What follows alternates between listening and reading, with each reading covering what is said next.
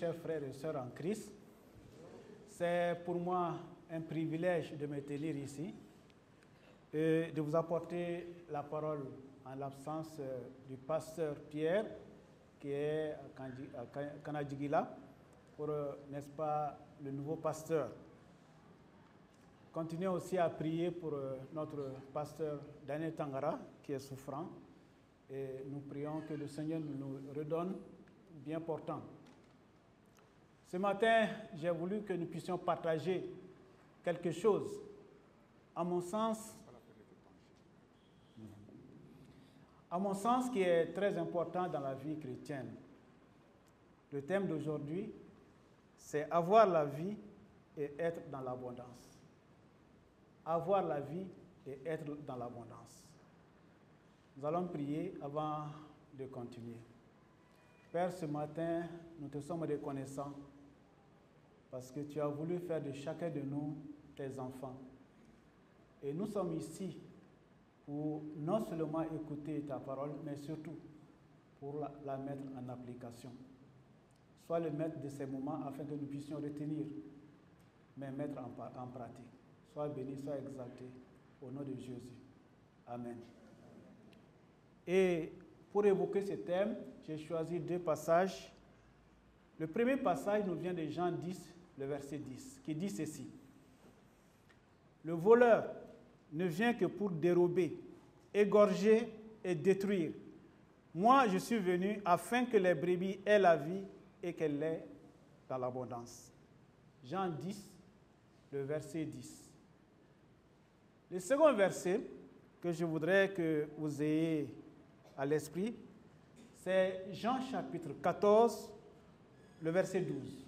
Jean 14, le verset 12 dit ceci.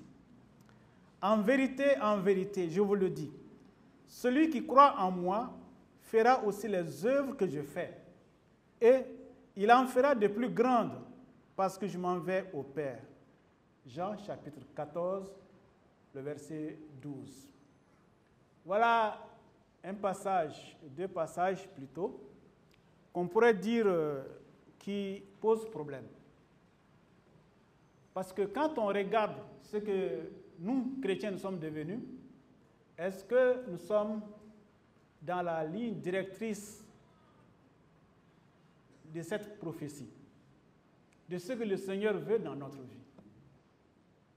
Est-ce que nous vivons vraiment une vie qui plaît au Seigneur? Est-ce que nous vivons une vie vraiment d'abondance?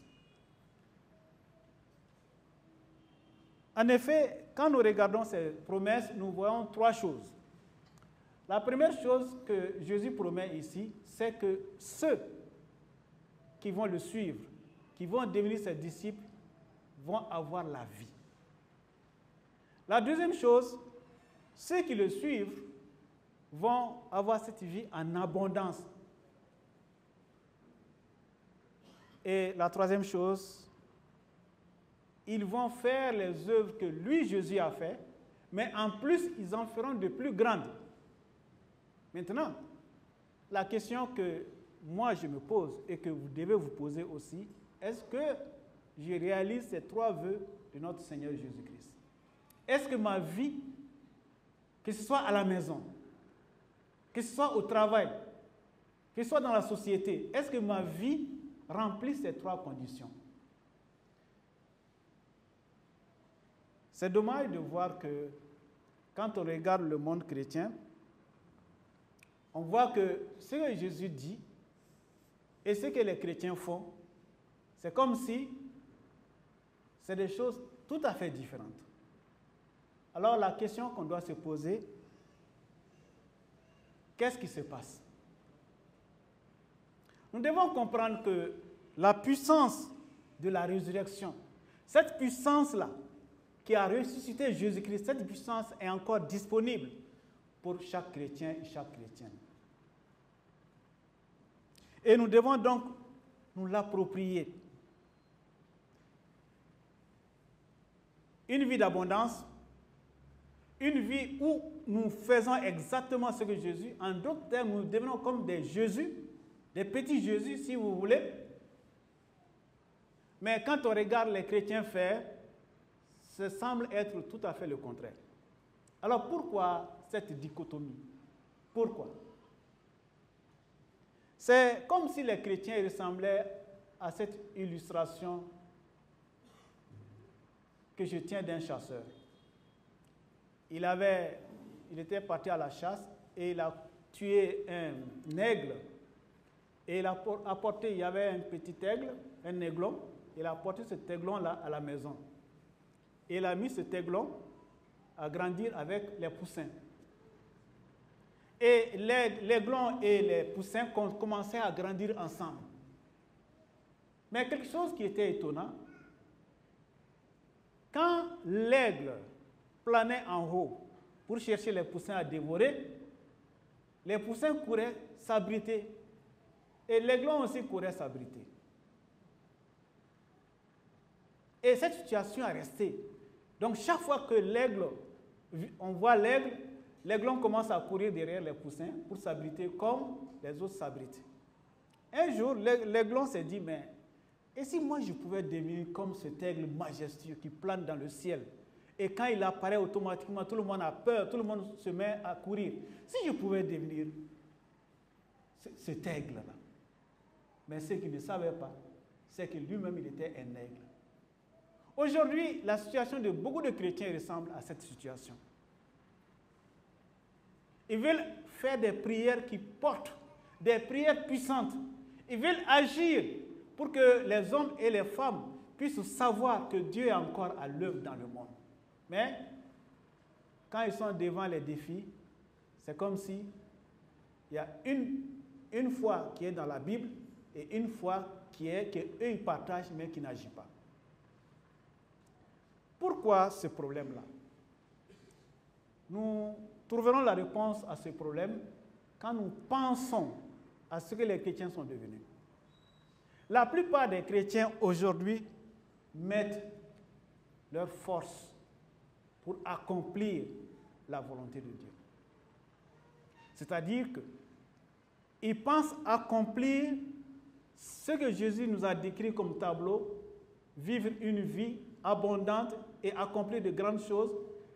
Ils pensent vivre cela en se basant sur leur moi, sur leur chair. Moi, je peux faire ça. Malheureusement, la chair ne peut pas accomplir la volonté de Dieu.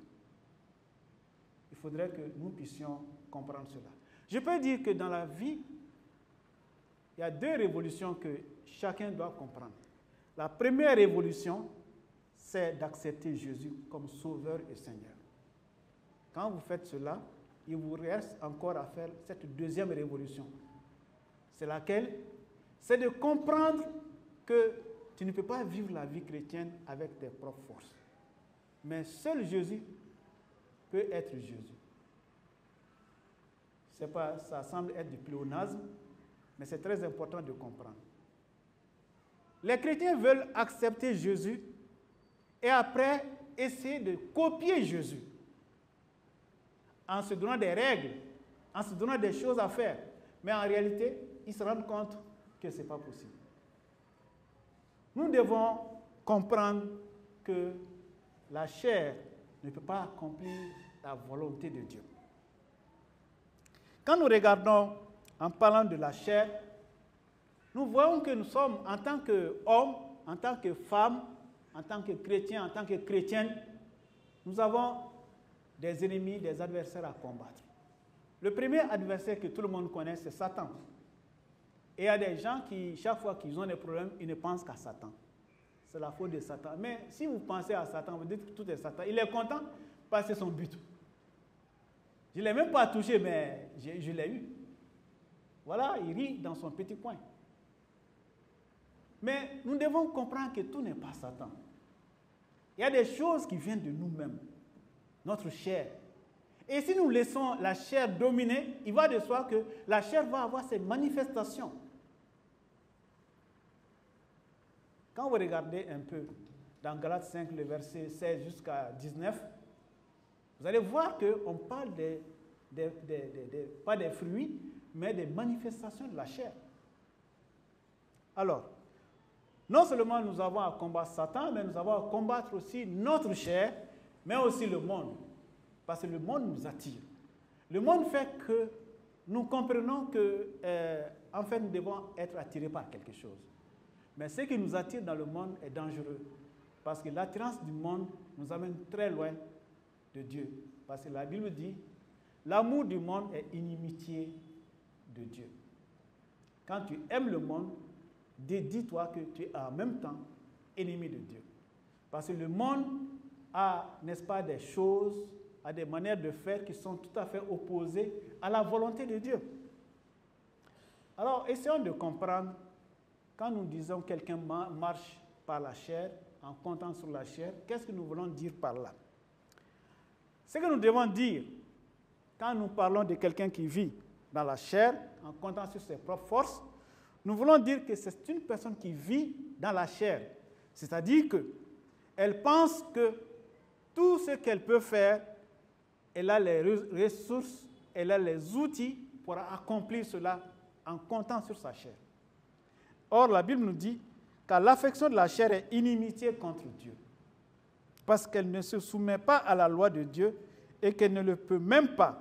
Or, ceux qui veulent vivre selon la chair ne sauraient plaire à Dieu. Romains chapitre 8, le verset 7 au verset 8. Et quand nous parlons de compter sur la chair, c'est vivre selon la loi. Certains chrétiens ont réduit la vie chrétienne à des règlements. Est-ce que le chrétien doit faire cela? Est-ce que le chrétien doit faire cela? Est-ce que le chrétien peut... Ainsi de suite, ce sont des règles. Mais si notre vie chrétienne s'est limitée aux règles, à la loi, nous devons savoir que nous ne pourrons pas plaire à Dieu. Parce que la Bible dit clairement dans Hébreux 7, le verset 19a, « Car la loi n'a rien amené à la perfection. » La loi n'a rien amené à la perfection. Donc, si vous vous fiez à la loi, vous allez aboutir à la déception. Parce qu'au lieu d'être près de Dieu, vous allez voir que vous allez faire des choses que Dieu ne va pas apprécier. Quelqu'un qui vit en comptant sur ses forces, sur sa capacité, il vit dans l'illusion. Il vit dans le mensonge. C'est comme si il croit pouvoir faire quelque chose, or la vérité est tout à fait le contraire. Il ne peut pas le faire. C'est comme si vous demandez à un enfant qui vient tout juste de marcher, vous lui dites de porter un sac de 25 kg sur 2 km. L'enfant qui vient de marcher, vous mettez sur sa tête un sac de 25 kg et vous lui dites de marcher sur 2 km. C'est impossible. Si cela est impossible, nous devons comprendre aussi que nous ne pouvons pas le faire. C'est pourquoi Jésus nous a dit, dans Jean 15, verset 5, « Je suis le sceptre, vous êtes les sarments. Celui qui demeure en moi et en qui je demeure porte beaucoup de fruits, car sans moi, vous ne pouvez rien faire. » Dans la semaine, on était avec les orateurs pour parler de la semaine de la famille. Et le frère Ladio a dit quelque chose qui nous a fait un peu rire. Il disait qu'il y a un boxeur qui a essayé de confronter un professionnel, un boxeur africain, qui a voulu avoir un match d'exhibition avec un boxeur professionnel américain. Alors, on lui a dit non, ce n'est pas possible. Il dit non, je me suis entraîné, j'ai fait tout ce qu'il faut, j'ai couru, j'ai même pris des poids, tout ce que le boxeur doit faire, il l'a fait. Il dit non, l'Américain là, j'allais utiliser ton terme, je vais le frapper. Alors, le match, on l'a organisé, comme c'était un match d'exhibition. L'Américain est venu et le boxeur amateur est venu. Il a commencé à faire le tour du ring en s'échauffant. Mais quand le combat a été engagé, il n'y avait qu'une seule personne sur le ring. Un seul coup, lui, il est parti au tapis. Et dans les vapeurs. On l'a amené à l'hôpital. Et quand les médecins ont pris soin de lui, il s'est réveillé. Et il demande, où est l'Américain? Le match est terminé. C'est exactement la même chose entre nous et Satan. Certains croient que Satan, ils peuvent s'amuser avec Satan. Si vous croyez que vous pouvez vous amuser avec Satan, c'est parce que vous êtes derrière, Jésus est derrière vous. Il vous protège. Sinon, il n'y a pas match d'après l'autre. Il n'y a pas match. Entre Satan et nous, il n'y a pas match. Mais c'est quand nous sommes fondés sur les forces de Jésus, c'est en ce moment que nous pouvons gagner la victoire.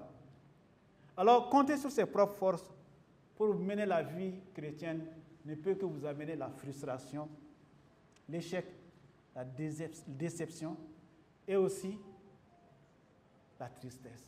Parce que quand on n'essaie pas ses propres, on ne réussit pas. À la fin, qu'est-ce qu'on fait? On abandonne. On dit non, la vie chrétienne est trop difficile. Et c'est parce que vous la prenez du mauvais côté. Seul Jésus peut jouer le rôle de Jésus. Alors, pour que Jésus puisse jouer le rôle de Jésus, il faudrait laisser Jésus jouer. Dans la Bible, nous avons aussi des exemples de personnes qui ont compté sur leur propre force. Ils ont pensé que, en comptant sur ma force, je peux accomplir la volonté de Dieu. Nous avons l'exemple de Moïse. À 40 ans, après avoir suivi, n'est-ce pas, toute sa formation avec le Pharaon, il a pensé que maintenant il avait toutes les capacités pour conduire, pour défendre son peuple. Mais quand il y a eu le premier obstacle et qu'il a été découvert que Moïse était le fautif, qu'il a tué un Égyptien, Moïse a pris la fuite. Donc il a été incapable. Mais ce n'est que quand, après son expérience du buisson ardent, que Moïse va devenir une autre personne. Prenez David. David aussi, c'est quelqu'un qui aimait beaucoup le Seigneur. Mais David, il va faire quelque chose qui va montrer qu'il a compté sur lui-même. C'est quoi? David est resté à la maison et il a envoyé son armée en campagne. Et pendant que l'armée était en campagne, le roi David se lève pour se promener. Ah! À l'étage, il voit une belle femme. Et là, ça finit mal. Il finit par commettre le péché avec ce que vous connaissez, le nom, c'est Bathsheba. Parce qu'il a compté sur ses forces. Troisième image, c'est le prophète Élie. Élie, c'est vraiment un prophète exceptionnel. Il a fait descendre le feu du ciel. Mais voilà que la reine et Jézabel se lèvent contre Élie et Élie prend la suite. Voilà sa déclaration dans 1 Roi 19, le verset 4. Il dit ceci. C'est assez. Maintenant, Éternel, prends mon âme, car je ne suis pas meilleur que mes pères. Il faudrait que nous réalisons que, quelles que soient nos capacités, quels que soient les diplômes que nous avons accumulés, la maturité que nous avons, que laissés à nous-mêmes, nous ne pourrons pas accomplir la volonté de Dieu. Le dernier exemple que je voudrais citer ici, c'est l'exemple des disciples de Jésus. 3 ans de vie avec Jésus n'ont pas permis aux disciples de résister quand ceux qui voulaient tuer Jésus sont venus pour l'arrêter. Tous ont pris la fuite. Et Pierre, qui croyait, n'est-ce pas, être un super homme, avait déclaré qu'il n'allait jamais renier Jésus, s'est retrouvé au champ du coq, avoir renié Jésus 3 fois. Pourquoi? Mais pourtant, il avait de bonnes résolutions. Aujourd'hui, beaucoup de chrétiens ont de bonnes résolutions pour vivre la vie chrétienne. Mais en s'appuyant sur leur force, sur leur capacité, ils finissent par expérimenter la déception, la frustration, la tristesse. La vie chrétienne, en réalité, ne se vit qu'en s'appuyant sur Jésus, sur le Saint-Esprit. J'ai eu à faire cette expérience. En tant qu'étudiant, j'ai parcouru pratiquement avec mon frère Nicodème toutes les rues de Bamako-Koura en train d'évangéliser. Et nous avons converti beaucoup de personnes. Et cela a commencé à faire de moi quelqu'un qui croyait qu'avec son verbe, il peut facilement convaincre tout le monde. Et j'ai eu à tenir une conférence débat. Et là, j'ai voulu mettre un peu au top. J'ai invité des non-chrétiens Et j'ai voulu convertir ces gens-là par mon verbe, par ma capacité à les persuader. Et quand le débat a commencé, pendant que je croyais les avoir convaincus, il y a un jeune homme qui s'est levé. Il dit, moi, je ne suis pas d'accord. Et quand lui qui a dit qu'il n'est pas d'accord, il a tout mélangé. Dès qu'il a commencé, les gens aussi ont dit que oui, ils sont d'accord avec ce jeune homme-là. Donc tout le travail que j'ai fait est tombé à l'eau. Ce jour, j'ai fait l'amère expérience que compter sur ses propres forces, compter sur moi, le moi là, finit toujours par la frustration. Mon frère, ma soeur, qu'en est-il de toi? Est-ce que tu as appris la leçon? Si tu n'as pas appris la leçon, je crois qu'il faut que tu l'apprennes. Mais c'est mieux que tu l'apprennes maintenant que tu l'apprennes dans la déception. Nos forces, c'est bien. Mais nous ne pouvons pas vivre la vie chrétienne, la vie de Jésus avec les forces que nous avons. Impossible. Si nous comprenons cela, alors cela va nous amener à comprendre qu'est-ce que ça veut dire vivre la vie chrétienne en comptant sur Jésus, en comptant sur le Saint-Esprit. Vivre la vie chrétienne en comptant sur le Saint-Esprit, c'est vivre selon la vérité. Reconnaître que nous ne sommes pas parfaits, que nous ne sommes pas des super-hommes, mais nous sommes des hommes faillibles comme tout le monde. Mais nous avons eu la grâce d'avoir accepté Jésus-Christ. Et c'est pourquoi dans Galates 5, le verset 17, il est dit « Car la chair a des désirs contraires à ceux de l'esprit, et l'esprit en a de contraires à ceux de la chair. Ils sont opposés entre eux afin que vous ne fassiez point ce que vous voudrez. » Ça veut dire qu'en nous, nous devons réaliser que la chair est encore là. Certains ont mal compris la vie chrétienne. Ils ont cru que Dieu a coupé la chair et l'a dessouchée. Non, Dieu a coupé. Mais il nous revient à nous d'entretenir, de veiller chaque fois à ce que cette chair-là ne croisse pas, mais que l'Esprit puisse continuer à croître et à porter des fruits dans nos vies. Si Jésus dessouchait la chair, ça voudrait dire qu'il nous dessouchait nous-mêmes. Donc c'est pourquoi Dieu est tenu de laisser ces deux choses ensemble. Alors, nous devons comprendre, vivre en comptant sur le Saint-Esprit, c'est aussi vivre continuellement dans la grâce. C'est vrai que Éphésiens 2, 8 dit « Car c'est par la grâce que vous êtes sauvés par le moyen de la foi, et cela ne vient pas de vous, c'est le don de Dieu. » La plupart des chrétiens comprennent cela. Mais continuer à marcher dans la grâce, ça c'est quelque chose que beaucoup de chrétiens ignorent. Nous devons comprendre que le fait que Jésus nous a fait grâce, c'est pour notre salut. Mais cette grâce doit continuer. Nous devons comprendre que Dieu nous connaît tel que nous sommes. Et nous devons accepter ce qu'il dit de nous. Quand vous regardez la Bible, vous avez une illustration qui est donnée dans Zacharie 3, le verset 1 à 4. Là, on parle du sacrificateur, du souverain sacrificateur Josué. Et qu'est-ce qu'il a dit? Il a dit, il me fit voir Josué, le souverain sacrificateur, debout devant l'ange de l'Éternel. Et Satan qui se tenait à sa droite pour l'accuser. Or, Josué était couvert de vêtements sales et se tenait debout devant l'ange. L'ange, prenant la parole, dit à ceux qui étaient devant lui, ôtez-lui les vêtements sales. Puis il dit à Josué, vois, je t'enlève ton iniquité et je te revêts d'habits de fête. Quel que soit ce que nous pouvons porter, pour Dieu, ce sont des habits sales. Et Satan aussi est conscient de cela. C'est pourquoi il est notre accusateur.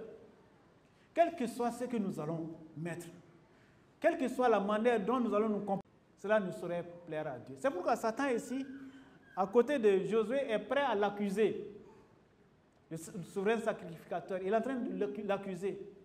Mais si vous demandez le souverain sacrificateur, il vous dirait non, je suis quelqu'un quand même qui essaie de faire de mon mieux.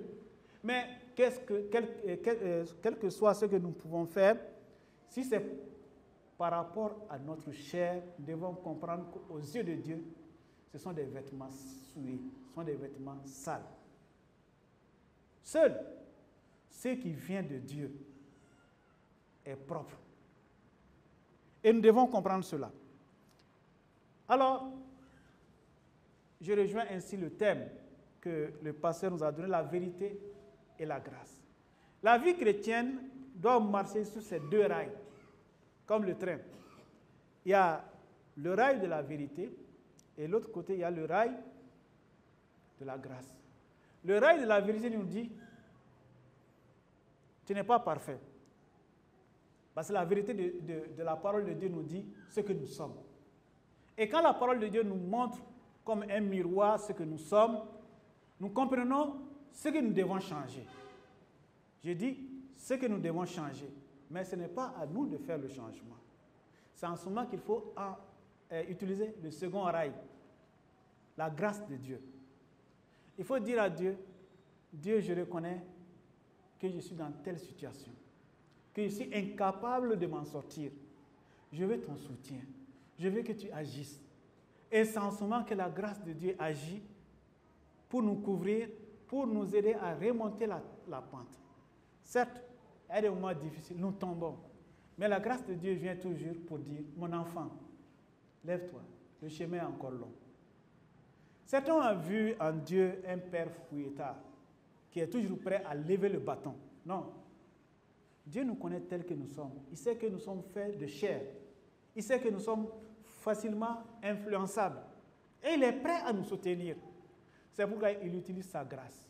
Sa grâce, non pas pour nous punir, mais pour nous aider à nous élever, à quitter cette situation de pourriture, à quitter cette situation pour marcher dans la vérité, en se disant que la Bible dit la vérité, je connais mon problème, je demande au Seigneur d'agir et le Seigneur agit. Et en ce moment, je grandis de jour en jour. Voilà le secret de la vie chrétienne. Mais croire qu'on peut vivre la vie chrétienne en comptant sur moi, tu vas au-devant de la déception. Cette déception que j'ai expérimentée lors de ma conférence débat, tu vas aussi l'expérimenter. Alors, puisqu'il n'est pas bon de faire toujours de mauvaises expériences, il faut prendre, n'est-ce pas, ce message pour comprendre, pour demander au Seigneur de nous aider. Vous savez, Pierre a fait cette expérience. Quand vous regardez l'apôtre Pierre, après la Pentecôte, vous êtes étonné par le changement qui s'est produit en Pierre. Ce peureux-là est devenu quelqu'un de courageux. Devant une grande assemblée, il est venu, il a annoncé l'évangile et 3000 âmes ont accepté le Seigneur. Pourquoi? Parce qu'il a découvert que par lui-même, il ne pouvait rien faire. Mais qu'il fallait mettre la force dans le Seigneur, laisser le Seigneur diriger. En ce moment, il a pu accomplir de grandes choses. C'est vrai, le Seigneur veut accomplir de grandes choses à travers nous. Mais nous devons comprendre ceci. Nous ne pouvons rien faire pour lui plaire.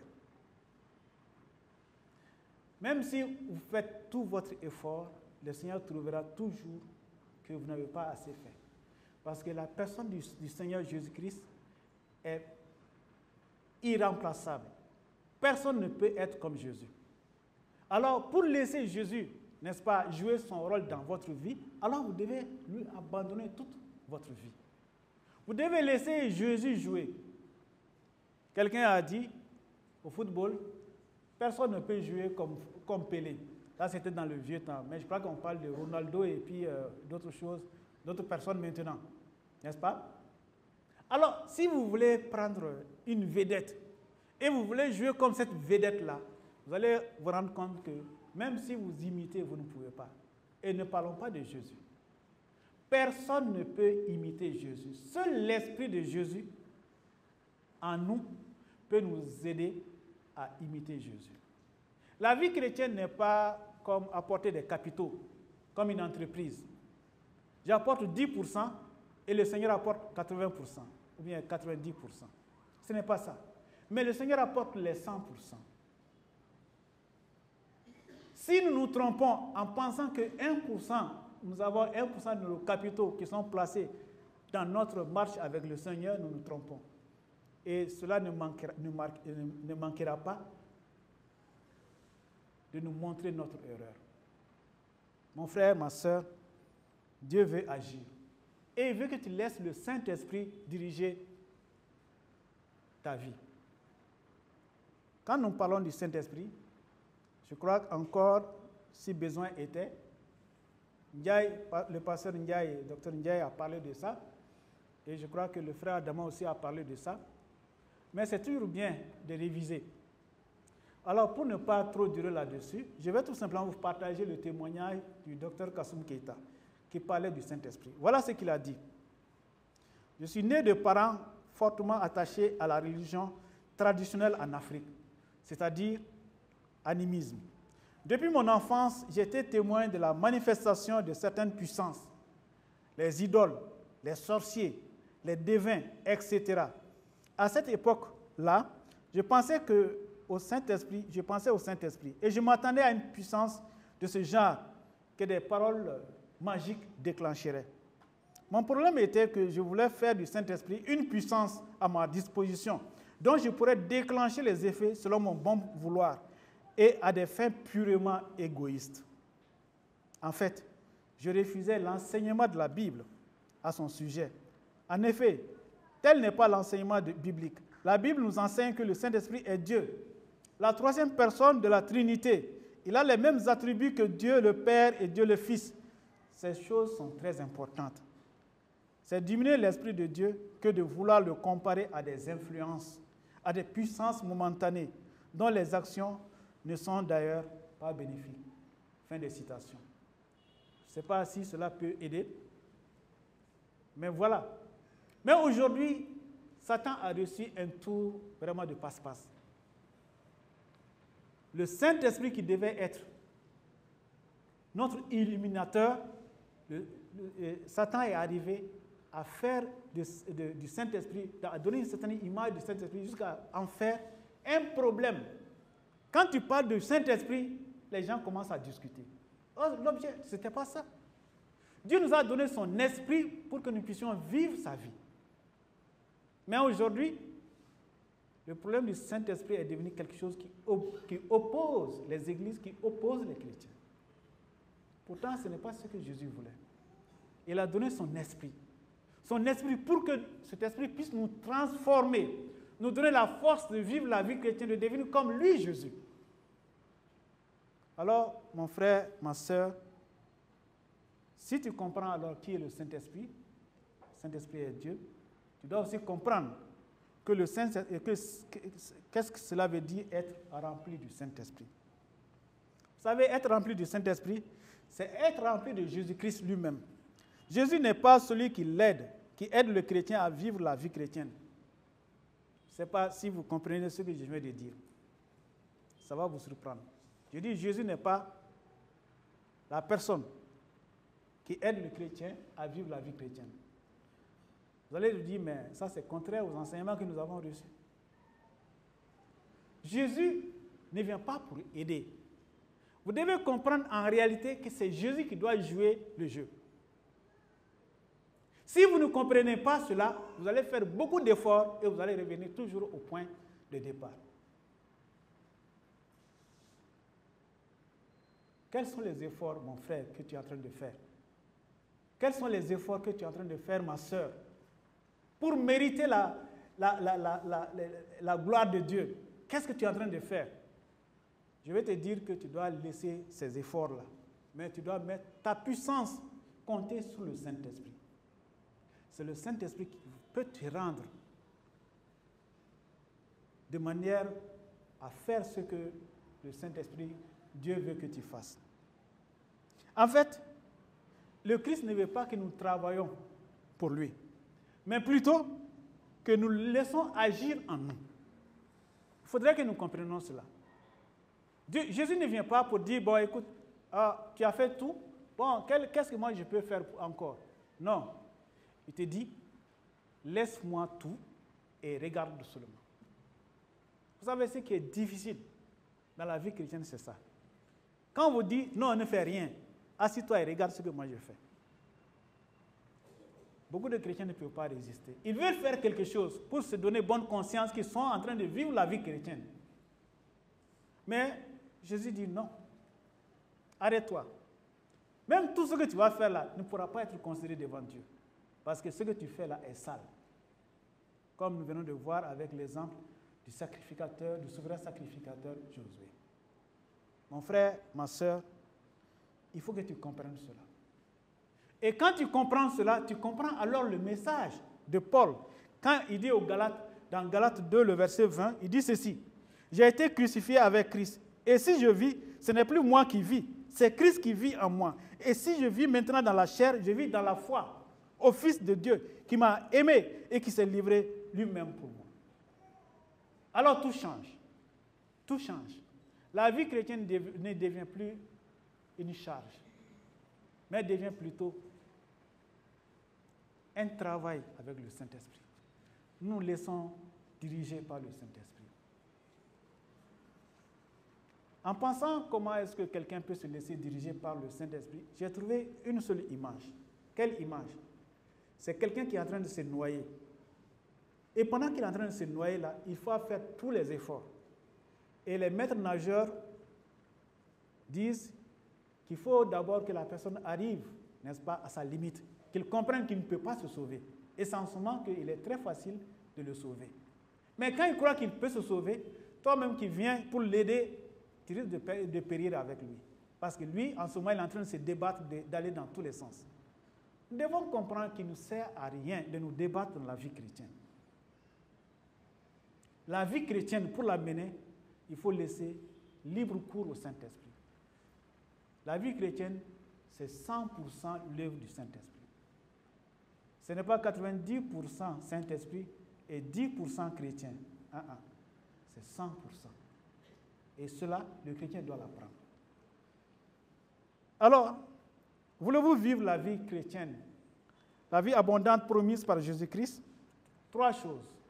La première chose, vous devez désirer vraiment vivre la vie abondante, la vie de Jésus, la vie du Saint-Esprit. Vous devez la désirer. Si vous ne la désirez pas, vous pouvez faire plusieurs années dans l'Église, et même dans la vie chrétienne, mais vous n'allez pas pouvoir faire ce que Jésus fait. Jésus a fait et faire plus. Parce qu'il faut commencer à faire la négation de vous-même, à laisser votre pouvoir, à compter sur uniquement le pouvoir de Jésus, le Saint-Esprit. La deuxième chose, il faut confesser votre vaine manière de marcher. Parce que croire que je peux quelque chose, c'est encore se tromper. C'est vivre dans l'illusion. Il faut laisser tout dans la main de Dieu. Et la troisième chose nous amène à cela. À partir de maintenant, vous devez désormais compter sur le Saint-Esprit pour vivre la vie chrétienne. Consultez-le dans tous vos choix et vos décisions. Remettez-lui tous les domaines de votre vie. Famille, travail, argent, amis et même vos loisirs. Vous devez être 100% sous la direction du Saint-Esprit. Et c'est alors que vous deviendrez ce petit Jésus ou Jésus lui-même et faire même plus que Jésus. Et c'est là où Jésus vous attend. C'est là où le Saint-Esprit vous attend. C'est là où Dieu vous attend. Alors, quelle est votre réponse? Ma prière est que vous puissiez laisser le Saint-Esprit diriger totalement votre vie, vos ambitions, votre avenir, vos choix. Et si vous faites cela, vous verrez, vous deviendrez ce petit Jésus. Vous ferez tout ce que Jésus a fait et même vous pourrez faire plus. La question n'est pas que tu n'es pas à hauteur. La question est, Dieu est à hauteur, le Saint-Esprit est à hauteur, alors donne-lui la permission, l'autorisation de remplir son rôle tout entier en toi. Et si cela est fait, tu mesureras les réponses. Que Dieu vous bénisse, que Dieu soit avec nous.